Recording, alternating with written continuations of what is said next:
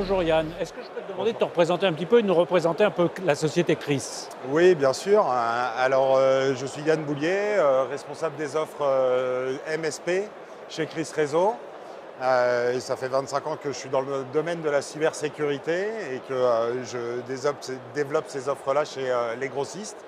Et aujourd'hui, chez CRIS Réseau, c'est un distributeur à valeur ajoutée qui existe aussi depuis 25 ans sur le marché et qui est spécialiste de solutions de cybersécurité. On n'a qu'une dizaine de marques à notre catalogue, mais on essaye d'apporter un maximum de valeur ajoutée autour de ces marques-là pour l'ensemble de nos 1500 partenaires qu'on fournit sur le territoire en France.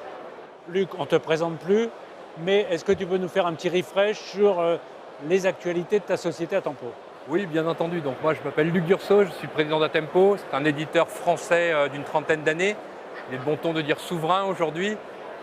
Donc c'est une entreprise spécialisée dans la protection des données et le management des données, avec une présence globale. On sert 12 500 clients dans 47 pays, avec une stratégie et ça fait partie de la réponse de ta question dans les nouvelles fraîches de la société. C'est ce partenariat qu'on a signé donc avec CRIS Réseau, distributeur à valeur ajoutée, qui a marqué une volonté qui nous semble très louable, puisque c'est notre combat depuis des années, de pousser en fait et de répondre aux attentes du marché en matière de solutions de confiance, je ne vais pas dire souveraines, mais des solutions françaises ou européennes de confiance, de les pousser, parce que c'est un petit peu la demande aujourd'hui de sa distribution, pour les raisons qu'on va peut-être développer un peu plus tard. Qu'est-ce que ça évoque très spontanément pour toi, la notion de souveraineté, la notion de solution de confiance? C'est clairement dans la continuité du développement des offres qu'on veut proposer à nos partenaires.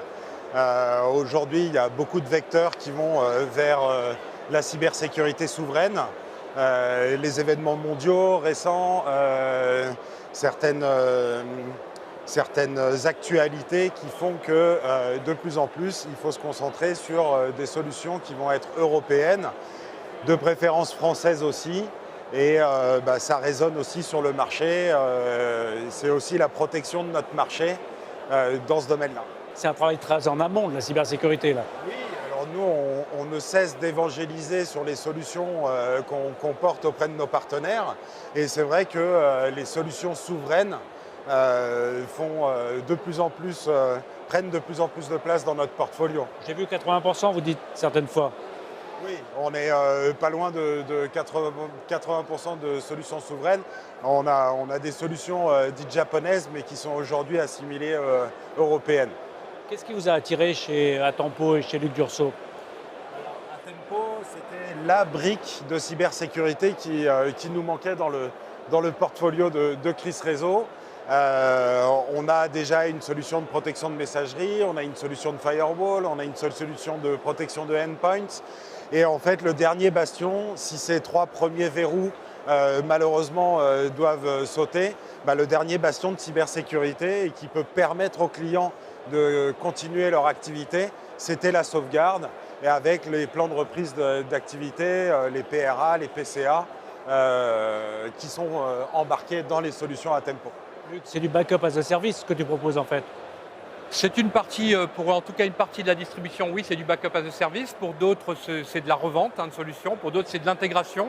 Et pour des acteurs qui ont le souhait de monter leurs propres infrastructures en backup as a service, c'est en effet le fameux modèle MSP, Managed Service Provider, où on accompagne également CRIS, qui anime la première communauté française. Et tu connais nos ambitions en termes de reconquête de ce marché européen. Donc c'est un partenaire de choix pour aller évangéliser le plus grand nombre de clients possible. Maîtriser sa technologie, ça veut dire maîtriser ses coûts également. Oui, alors là on parle des clients ou on parle de l'éditeur? Ma question était ambiguë, je parlais d'un peu des deux.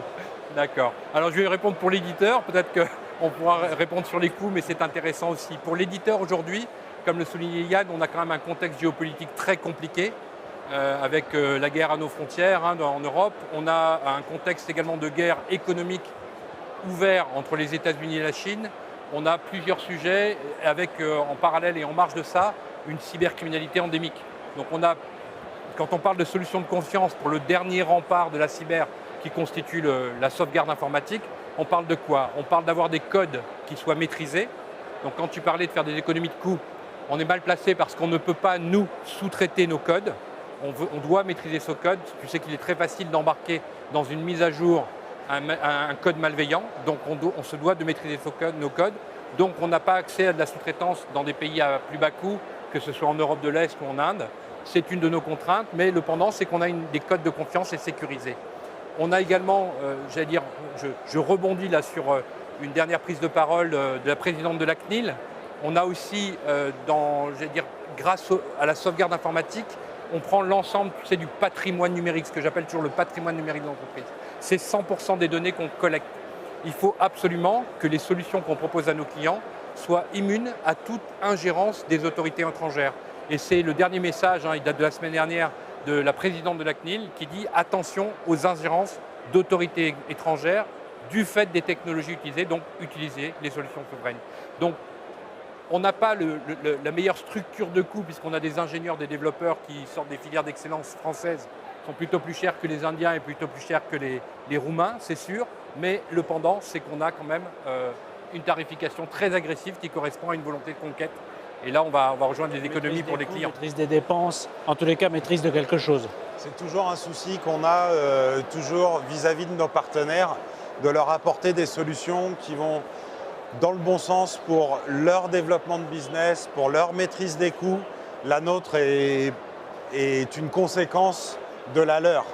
Mais c'est toujours important de leur apporter des possibilités pour construire des services qui seront rentables pour eux, qui seront optimisés et totalement maîtrisés dans le temps.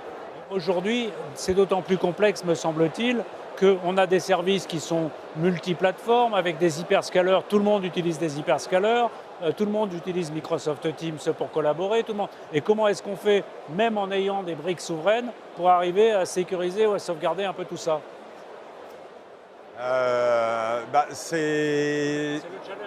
C'est le challenge qu'on doit relever avec nos partenaires, mais c'est justement la souveraineté qui nous permet justement de se désengager de l'autre souveraineté américaine ou d'autres pays qui peuvent s'imposer à nous.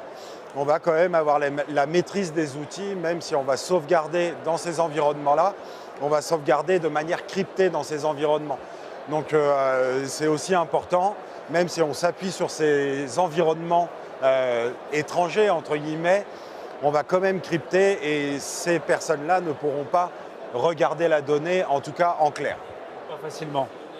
Je peux donner un bon exemple, je pense, pour illustrer le propos, et tu as raison, les architectures sont complexes. Se dire aujourd'hui qu'on va avoir un monde étanche à toutes les technologies, à tous les clouds américains, ça paraît un petit peu illusoire, puisque Microsoft étant installé sur 96% des postes de travail en natif, compliqué de se dire qu'on va se passer de Microsoft. Il ne s'agit pas de se passer de Microsoft, il s'agit de garantir que la donnée traitée par Microsoft ne pourra pas être utilisée par des autorités étrangères pour faire de ce qu'on va appeler de l'espionnage industriel ou de la collecte d'informations.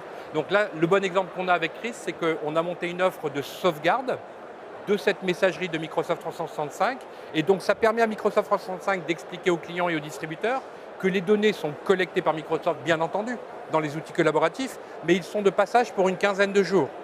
En fait, la donnée n'est pas tenue par Microsoft. Elle va être versée dans la sauvegarde, et là, elle est en effet dans un périmètre souverain de confiance. Donc voilà, le monde n'est pas manichéen. Il faut savoir travailler avec l'ensemble des technologies planétaires, mais par contre, on a droit, je pense qu'on est en droit d'exiger, d'avoir une cybersécurité, enfin une vie digitale qui soit à l'abri de toute malveillance, qu'elle soit cybercriminelle ou des autorités étrangères. Cloud souverain, cloud de confiance, ça évolue de toute façon avec de moins en moins de souverains, de plus en plus de confiance, j'ai l'impression. Je pense que le mot chapeau de souverain, c'est un mot qui nous vient des États. Les solutions ne sont pas technologiquement souveraines. La souveraineté, c'est un sujet d'État. Ce que l'on doit voir, c'est le bénéfice de cette souveraineté. Et le bénéfice de la souveraineté, c'est quoi? C'est l'autonomie stratégique qu'on a quand quoi qu'on fasse dans ce monde, dès qu'on parle de faire quelque chose, on met un verbe. Fabriquer, communiquer. Donc dès qu'on a un verbe, derrière il y a une industrie. Donc si on n'a pas la maîtrise de cette industrie, c'est là qu'on rejoint la souveraineté, on n'a pas cette souveraineté économique. On ne peut pas mettre en application nos décisions, parce que derrière le verbe, il y a une industrie. C'est un petit peu le combat qu'on mène avec Chris Réseau pour revitaliser un peu cette industrie française. Yann, un peu sous forme de conclusion, c'est une démarche, la RSI, c'est une démarche. Quel conseil tu pourrais donner un petit peu aux revendeurs qui sont sur ET Partners pour qu'ils aillent dans cette bonne direction. Je dis qu'ils ne fassent pas tout d'un coup, mais qu'ils aillent dans la bonne direction d'une cybersécurité, d'une sécurité, de quelque chose d'efficace, rentable, maîtrisé. Oui, ça c'est toujours une certitude, mais comme je l'ai dit en introduction, aujourd'hui il faut pouvoir proposer une solution vraiment de bout en bout de cybersécurité. C'est ce qu'on cherche systématiquement à faire chez Chryse Réseau et auprès de nos partenaires.